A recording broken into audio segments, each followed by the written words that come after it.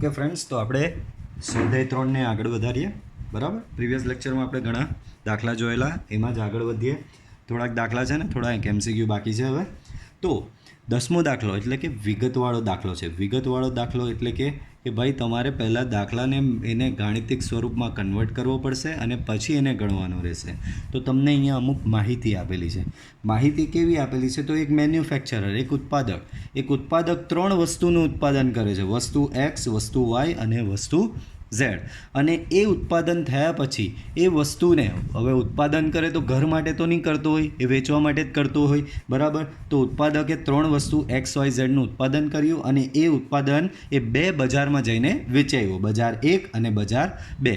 તો બજાર 1માં X વસ્તુ 10,000 જેટલી વેચાઈ, Y વસ્તુ 2,000 જેટલી વેચાય ને Z વસ્તુ 18,000 જેટલી વેચાય. આ વસ્તુ રકમમાં જ આપેલું છે, રકમમાં જ રેડી ટેબલ આપેલું છે તમને. બરાબર, તો X વસ્તુ જે છે, ધારો કે એક ઉદાહરણ લઈ લે કે X એટલે બોલપેન, Y એટલે પેન્સિલ ને Z એટલે રબર. તો બજાર 1માં 10,000 જેટલી બોલપેન વેચે છે, બજાર 1માં જ 2,000 જેટલી પેન્સિલ વેચે છે ને બજાર 1માં 18,000 જેટલા રબર વેચે છે. સેમ બજાર 2માં 6,000 બોલપેન, 20,000 પેન્સિલ અને 8,000 રબર વેચે છે. તો આ એની માહિતી આપેલી છે. હવે શોધવાનું શું છે? જો X એટલે કે બોલપેન લીધેલી, તો કે બોલપેન એ 2.5 રૂપિયાની એક વેચે છે, પેન્સિલ 1.5 રૂપિયાની એક વેચે છે અને રબર રૂપિયાનું એક વેચે છે. તો શ્રેણિક બીજગણિતની મદદથી પ્રત્યેક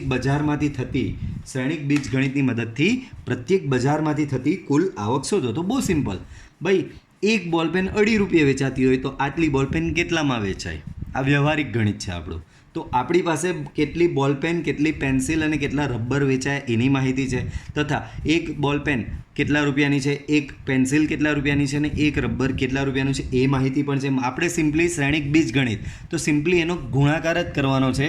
તો ટોટલ બધું વેચ્યા, આટલી બધી બોલપેન, આટલી પેન્સિલ અને આટલા રબર વેચ્યા, કયા ભાવે વેચ્યા? તો કે આ ભાવે વેચ્યા.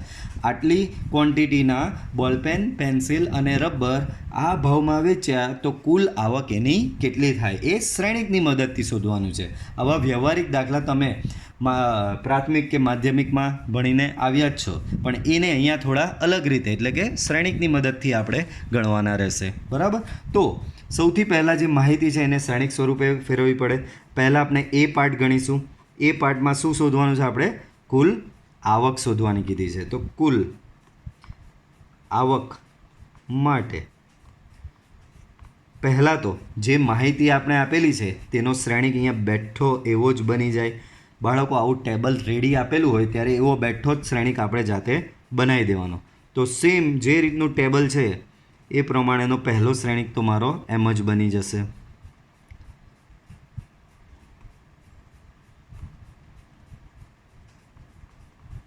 તો આ મારો બેઠો પહેલો શ્રેણિક 2/3નો બની ગયો. હવે બીજો શ્રેણિક બનાવવાનો છે, કારણ કે શ્રેણિક બીજગણિત એટલે શ્રેણિક પર કંઈક ગુણાકાર, ભાગાકાર, સરવાળો, બાદબાકી કંઈક કરવાનું હશે. બરાબર, તો બીજો શ્રેણિક શું આપેલો છે? તો કે એની વેચાણ કિંમત.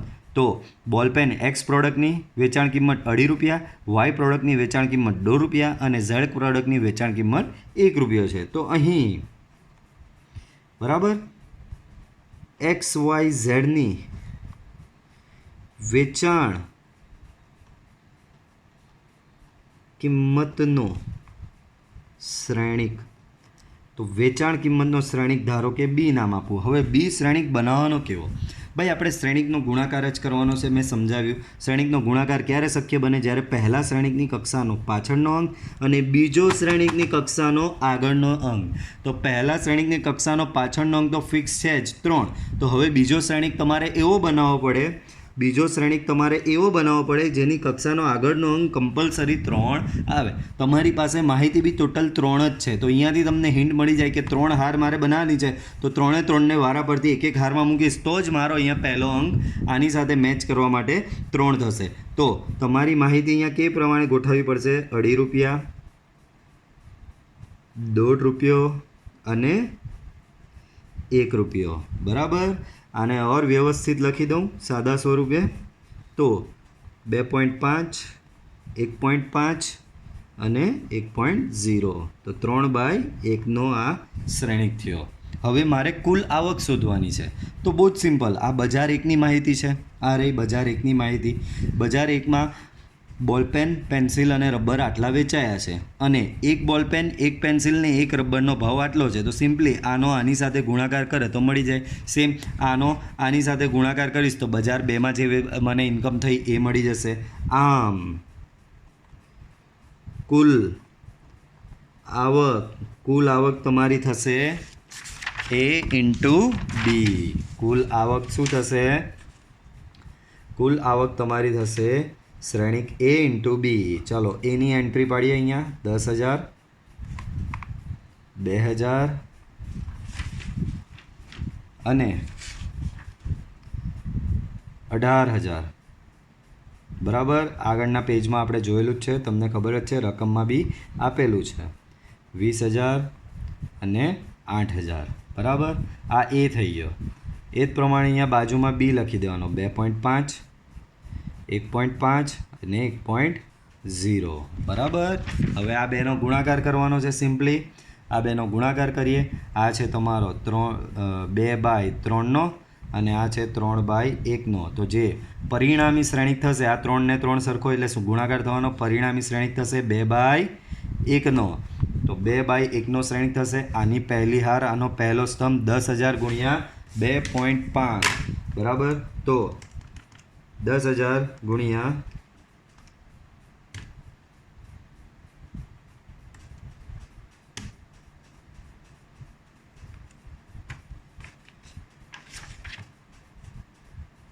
1 મિનિટ. હા,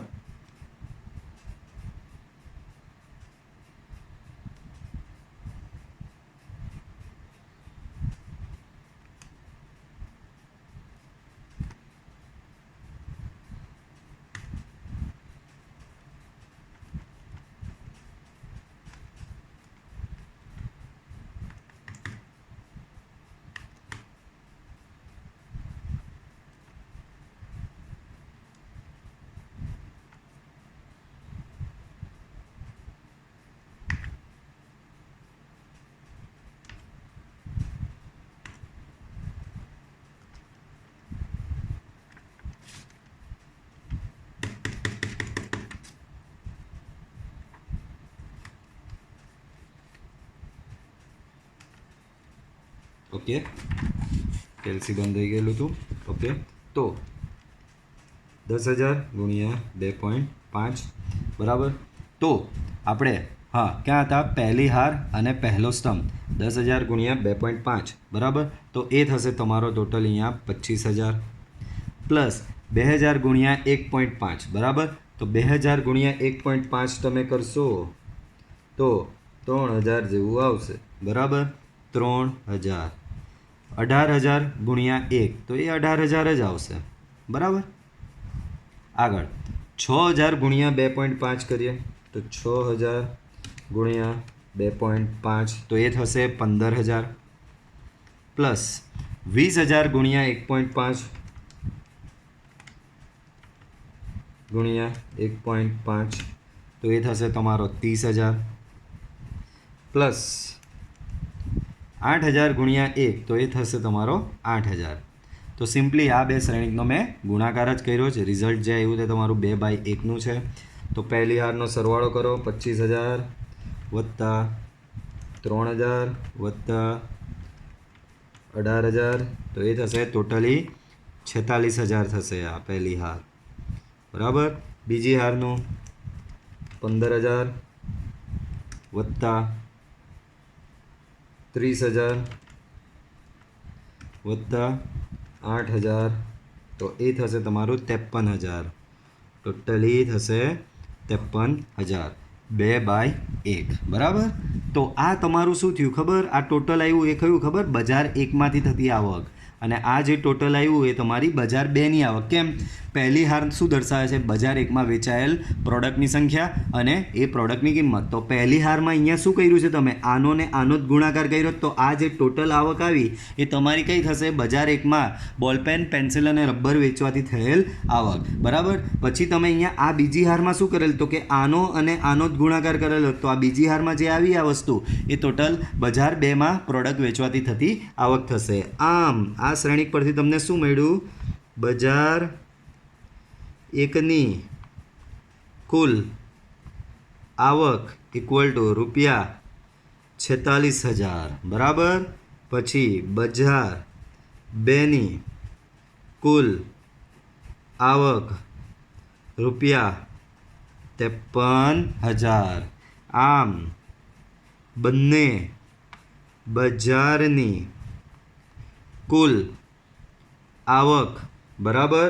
તો બંને બજારની કુલ આવક 46,000 વત્તા 53,000 થશે ₹99,000 બરાબર. તો બંને બજારની કુલ આવક તમારી થશે 99,000. ઓકે, તો આ તમારી કુલ આવકની વાત થઈ. હવે પાછી રકમમાં જોઈએ. હવે રકમ શું કહે છે? આ પ્રોડક્ટ તમે બજારમાં વેચી આવ્યા તો ખરી, પણ એ ઝાડ પર થોડી ઉગેલી. એ પ્રોડક્ટને તમે ફેક્ટરીમાં ઉત્પાદન કર્યું હશે. તો પ્રોડક્ટ તમારી ફેક્ટરીમાં બની હશે. તો ફેક્ટરીમાં બની છે તો એ પ્રોડક્ટ પાછળ કંઈક ખર્ચ બી થયો હશે કે ભાઈ આ એક બોલપેન મેં બનાવી, તો આ એક બોલપેન બનાવવા માટે કંઈક ખર્ચ થતો હશે. તો અહીંયા એવું જ છે કે એક બોલપેન બનાવવા માટેનો ખર્ચ ₹2 છે, વેચી કેટલામાં? 2.5માં. એક પેન્સિલ બનાવવાનો ખર્ચ ₹1 છે, વેચી કેટલામાં? ₹2. અને એક રબર બનાવવાનો ખર્ચ છે 50 પૈસા, વેચું કેટલામાં? ₹1. તો આ એની કુલ આવક થઈ અને આ એનો કુલ ઉત્પાદન ખર્ચ થયો. અને આપણે શોધવાનું શું કીધું છે? નફો. તો સિમ્પલ વસ્તુ છે, કુલ આવકમાંથી કુલ ઉત્પાદન ખર્ચ બાદ કરી નાખું તો મને ચોખ્ખો નફો જે થયો હશે એ મળી જશે. તો હવે બીજો પાર્ટ દાખલાનો, કુલ નફો માટે. પણ કુલ નફો માટે મારે પહેલાં કુલ ઉત્પાદન ખર્ચ શોધવો પડે. ચાલો પહેલાં પાછો એ શ્રેણિક તો લખી જ દો બરાબર. એ શ્રેણિક ઓરિજિનલ જે તમારી બજારમાં પ્રોડક્ટ વેચાય છે એનો શ્રેણિક છે.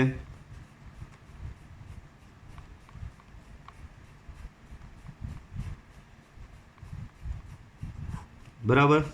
હવે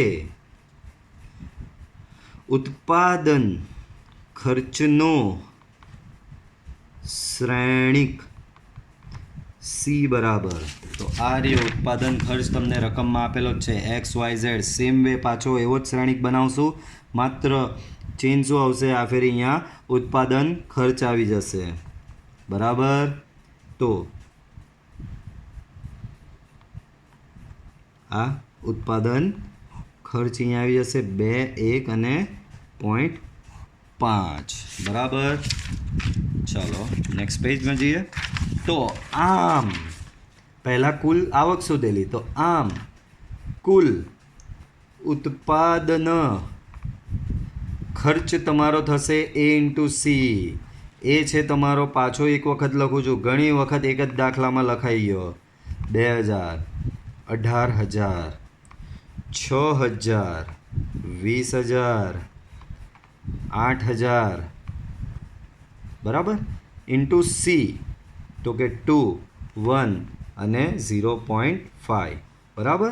તો આવું થયું. તો આનો ગુણાકાર કરવાથી તમને બજાર 1 માટેનો કુલ ઉત્પાદન ખર્ચ અને બજાર 2નો કુલ ઉત્પાદન ખર્ચ મળી જશે. ચાલો પહેલી હાર પહેલો સ્તંભ 10,000 × 2 તો સિમ્પલી 20,000 પ્લસ 2,000 × 1 સિમ્પલી 2,000, 18,000 × 0.5 તો કે 9,000.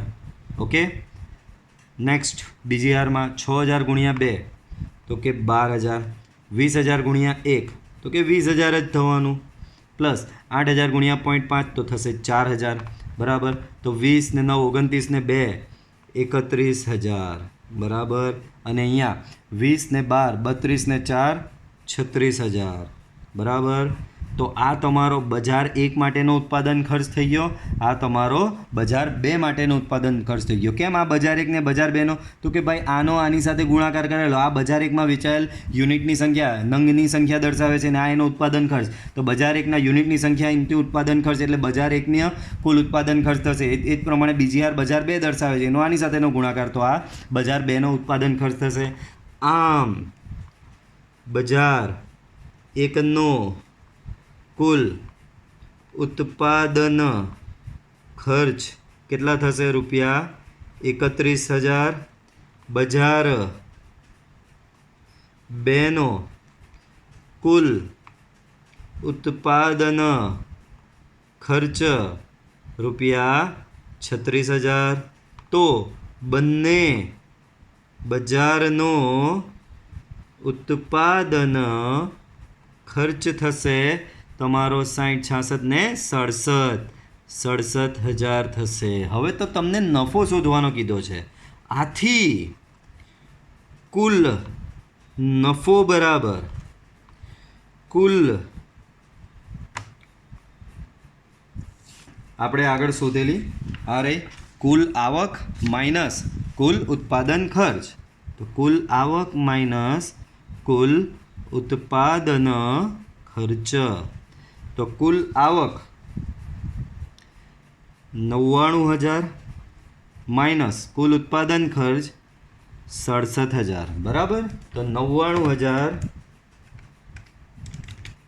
માઇનસ 67,000 તો તમારો કુલ ચોખ્ખો નફો થશે ₹32,000 બરાબર. તો આ બહુ જ અગત્યનો દાખલો હતો બરાબર. આગળ વધીએ.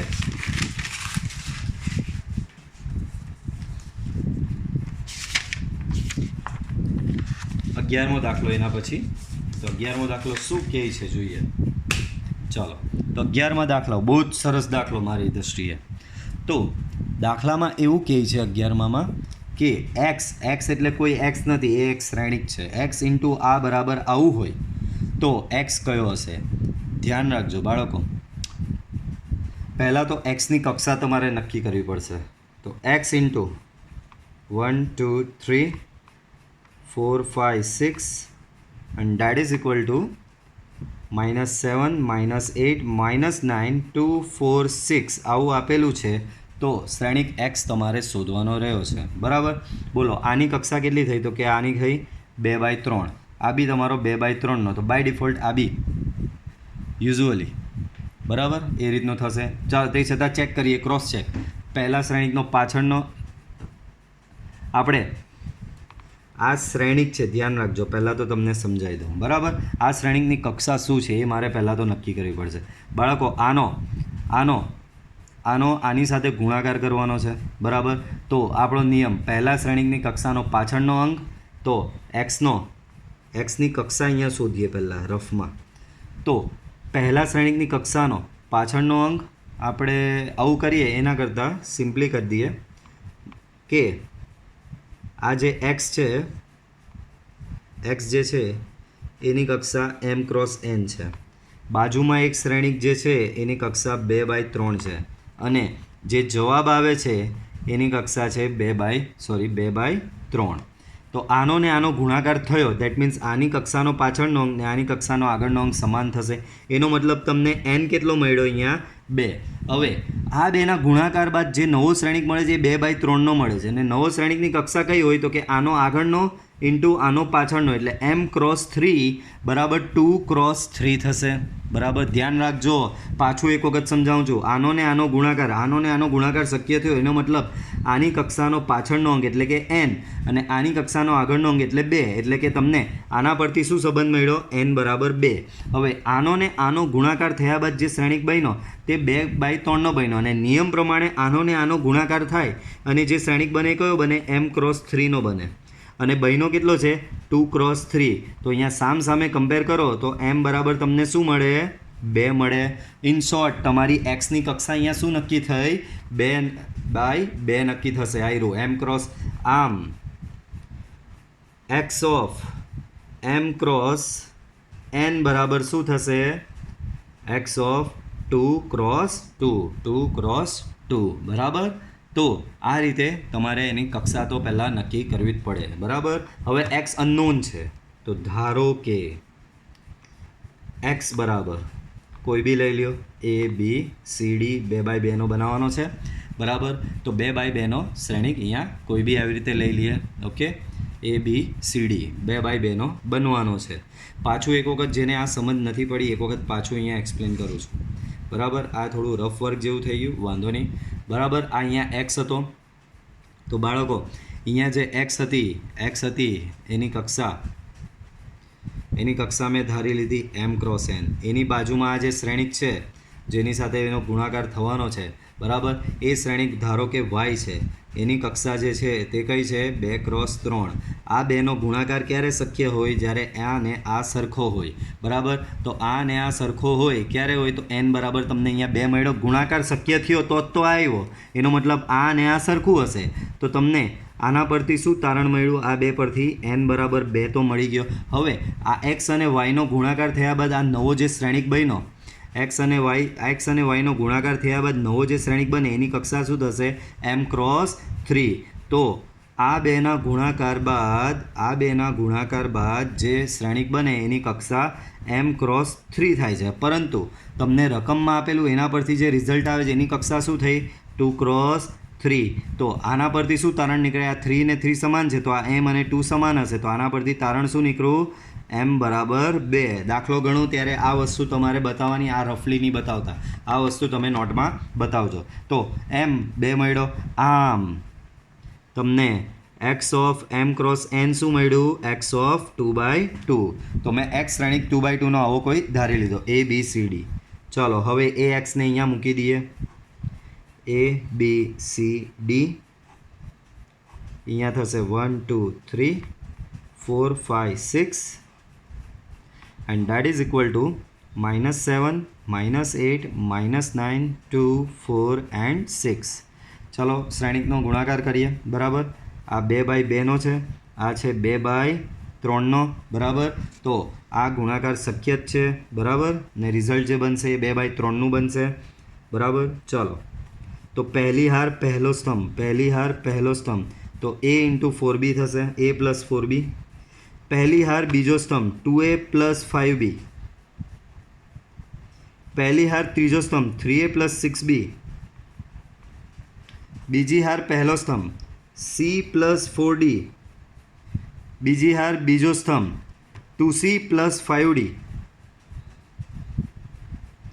બીજી હાર ત્રીજો સ્તંભ 3c + 6d, બરાબર. આવું થશે. -7 -8 -9 2 4 6 આવું થશે, બરાબર.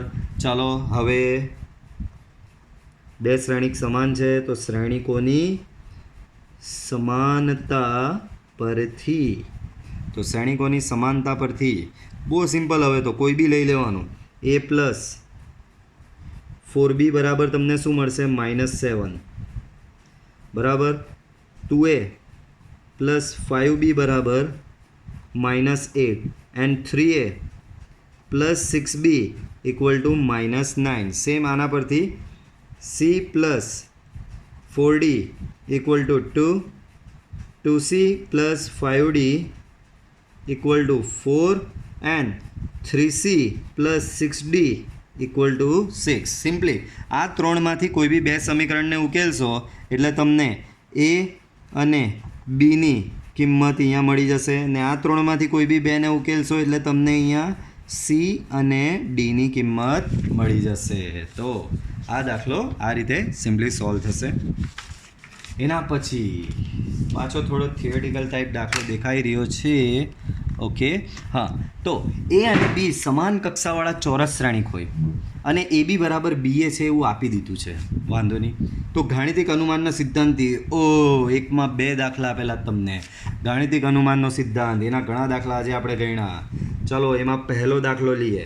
પહેલા દાખલામાં તમને વિધાન તમને આપેલું p ઓફ n બરાબર a બીની n બરાબર બીની n × a.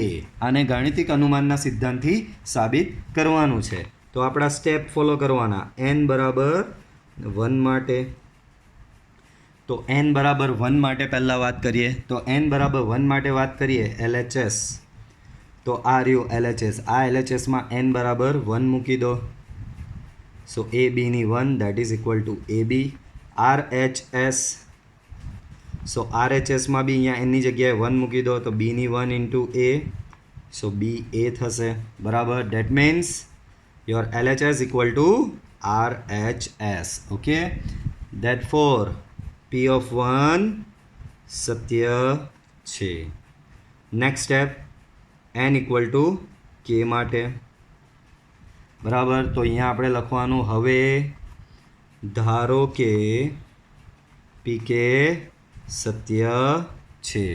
તો pk સત્ય હોય તો આપણે અહીંયા n ની જગ્યાએ માત્ર k મૂકી દેવાનો અને એને સમીકરણ નંબર 1 આપી દેવાનું એ બી રેઝ ટુ કે into A. This is your equation number 1. Next step n equal to કે પ્લસ 1 માટે સો LHSમાં LHSમાં એનની જગ્યાએ કે પ્લસ 1 મૂકો તો એ બી રેઝ ટુ કે પ્લસ 1 આવું થશે.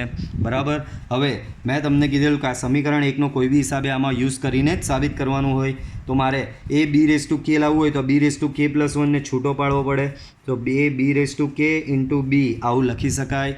પણ આના બરાબર અહીંયા બેઠું આપેલું છે એ બી રેઝ ટુ કે બરાબર શું આપેલું છે બાળકો તમને બી રેઝ ટુ કે ઇન્ટુ એ. બરાબર આવું આપેલું છે. બરાબર. હવે આ એ બી બરાબર અહીંયા રીઝન લખી દેવાનું સમીકરણ 1 પરથી. હવે એ બી બરાબર પક્ષમાં તમને આપેલું છે એ બી બરાબર બી એ. આ એ બી બરાબર પક્ષમાં જ આપી દીધેલું છે બી એ. સો બી રેઝ ટુ કે અને આ એ બી બરાબર હું અહીંયા લખી દઈશ બી એ રીઝન પક્ષ પરથી. બરાબર. હવે બી રેઝ ટુ કે જે રીતે બી રેઝ ટુ કે પ્લસ 1 બરાબર બી કે ઇન્ટુ બી લખ્યું બી રેઝ ટુ કે પ્લસ 1 બરાબર બી રેઝ ટુ કે ઇન્ટુ બી લખ્યું તો બી રેઝ ટુ કે ઇન્ટુ બી બરાબર પાછું તમે બી રેઝ ટુ કે પ્લસ 1 ઇન્ટુ એ લખી શકો. હવે જુઓ RHSમાં આ રહ્યું RHSમાં એનની જગ્યાએ જો કે પ્લસ 1 મૂકો તો આ આવે છે તો કે હા આવી જાય છે અહીંયા એનની જગ્યાએ કે પ્લસ 1 મૂકો તો દેટ મીન્સ આ તમારો RHS આવી ગયો છે. આમ હવેની બે લાઈન તમને ખબર જ છે P1N PK સત્ય છે ઇમ્પ્લાઇઝ ધેટ PK પ્લસ 1 સત્ય છે. આમ ગાણિતિક અનુમાનના સિદ્ધાંતથી Pn એ પ્રત્યેક n બિલોંગ્સ ટુ n માટે સત્ય છે. બરાબર. તો આ તો હજી પહેલો પાર્ટ પડ્યો એનો બીજો પાર્ટ જોઈએ તો બીજો પાર્ટ એનો ગણીએ અહીંયા. ચાલો તો બીજો પાર્ટની હું રકમ પહેલાં થોડી લખી દઉં. બીજો પાર્ટ શું કહે છે તો બીજા પાર્ટનો Pn જે છે તમારો એ છે a b whole raise to n equal to a raise to n into b raise to n. આવું કંઈક સાબિત કરવાનું છે તો ચાલો સાબિત કરી દઈએ ગાણિતિક અનુમાનના સિદ્ધાંત પરથી. શરૂઆત કરીએ n ઇક્વલ ટુ 1 માટે. બરાબર. n બરાબર 1 માટે LHS તો nની જગ્યાએ 1 મૂકો તો અહીંયા થઈ જશે એ બી RHS અહીંયા nની જગ્યાએ 1 મૂકી દો તો એની 1 બીની 1 તો અહીંયા બી થઈ જશે a b. That means LHS equal to RHS. આમ P1 સત્ય છે.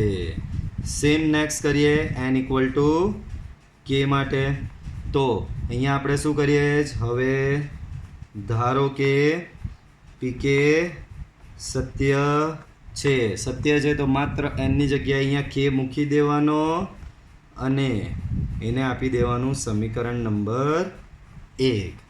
Next step n equal to કે પ્લસ 1 માટે તો n ઇક્વલ ટુ કે પ્લસ 1 માટે LHSથી સ્ટાર્ટ કરીએ તો LHSમાં nની જગ્યાએ કે પ્લસ 1 મૂકી દો સો એ બી રેઝ ટુ કે પ્લસ 1. આપણે આ સમીકરણનો આમાં યુઝ કરવો જ પડશે તો આને છૂટું પાડવું પડે તો આ થશે એ બી રેઝ ટુ કે ઇન્ટુ એ બી. બરાબર. તો આ છૂટું થયું. હવે આ એ બી રેઝ ટુ કે બરાબર હું શું લખી શકું એ રેઝ ટુ કે ઇન્ટુ બી રેઝ ટુ કે. બરાબર. એ રેઝ ટુ કે ઇન્ટુ બી રેઝ ટુ કે એ રેઝ ટુ કે ઇન્ટુ બી રેઝ ટુ કે બાજુમાં એ બી એઝ ઇટ ઇઝ રીઝન 1 પરથી. બરાબર. હવે એક વખત પાછો પક્ષનો યુઝ કરીશું એ બી બરાબર પક્ષમાં આપેલું છે બી એ. પાછો તમને પક્ષ બતાવી દઉં કે રકમમાં આપેલું છે આ રહ્યું એ બી બરાબર બી એ કોમનલી. બરાબર. તો એ બી બરાબર બી એ મૂકી દીધું. હવે આ બી રેઝ ટુ કે ઇન્ટુ બી શું બનાવશે બી રેઝ ટુ કે પ્લસ 1 ઇન્ટુ એ.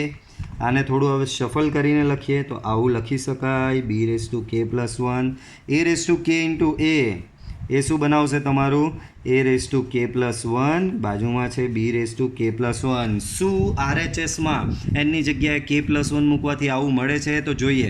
એનની જગ્યાએ k પ્લસ 1 મૂકો તો એની k પ્લસ 1, એની જગ્યાએ k પ્લસ 1 મૂકો બીની k પ્લસ 1, તો આ જ મળ્યું. તો આ તમારું આવી જ ગયું છે RHS.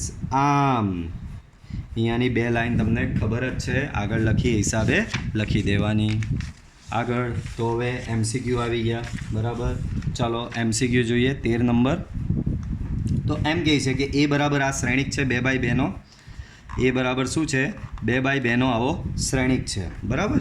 તો એ સ્ક્વેર બરાબર I થાય તો ખાલી જગ્યા. એ સ્ક્વેર બરાબર I થાય તો ખાલી જગ્યા.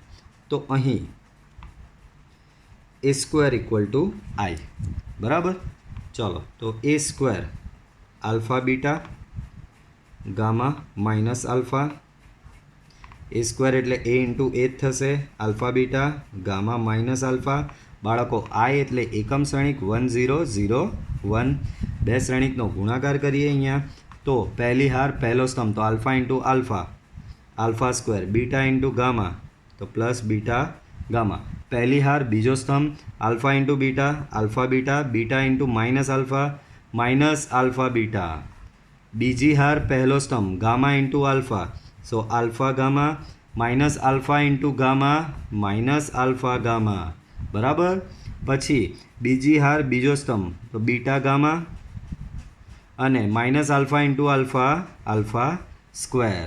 એના બરાબર થશે 1 0 0 1, બરાબર. આગળ વધીએ તો આલ્ફા સ્ક્વેર બીટા ગામા, અહીંયા 0 અહીંયા 0, અહીંયા બી alpha square plus beta gamma, અહીંયા થશે 1 0 0 1. બંને શ્રેણિકોની સમાનતા પરથી બાળકો આ 0 0 આ 0 આ 0, ડેટ મીન્સ આના બરાબર શું મળ્યું? Alpha square beta gamma equal to અહીંયા સામે શું છે 1. આ 1 આ બાજુ આવે તો આપણે ઓપ્શન પ્રમાણે ચાલીએ.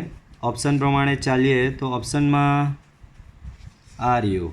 આ ને આ બાજુ લઈ જઈએ આ બંનેને તો આ બાજુ 0 થઈ જશે. 1 minus alpha square minus beta gamma, બરાબર. સો 1 minus alpha square minus beta gamma equal to 0, અને એ ઓપ્શન તમારો C આપેલો જ છે.